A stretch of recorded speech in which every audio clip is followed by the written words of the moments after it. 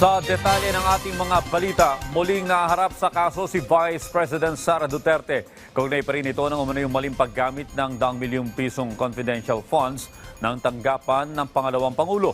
Ang detalye sa report ni Rod Dagusad.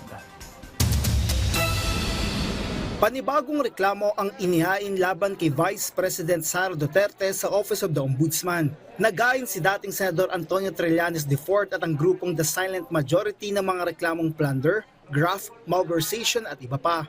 Napakahalaga na mapanagot itong si Sara Duterte kasi bukod sa mas nauna na itong mga aligasyon na to, last year pa to sa Quadcom, hindi pa umuusad. Plunder at malversation ang inihaing reklamo para sa umano'y maling paggasta sa nasa 650 million pesos confidential fund ng Office of the Vice President at Department of Education, kung saan kasamaan niya dito ang una ng affidavit ni Ramil Madriaga. We are very confident na masasakop ito ng plunder, ng elements ng plunder charge. Ito ay supplemental lang, no? Lalo na yung sa 650 million pesos confidential funds. Supplemental doon sa na-file na ng mga civil society organizations noong December. Kasama rin sa reklamo ang umano'y bribery at korupsyon nung siya pa ay alkalde ng Davao City. Kasama din dito ang umano'y overpriced laptops, COA disallowances, unliquidated cash advances at kabiguan sa pagtatayo ng mga classroom nung siya pa ay kalihim ng DepEd.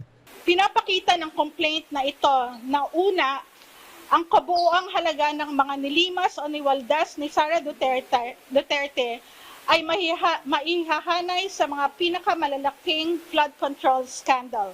Kaya karapat-dapat na bigyan ito ng parehong pagsusuri.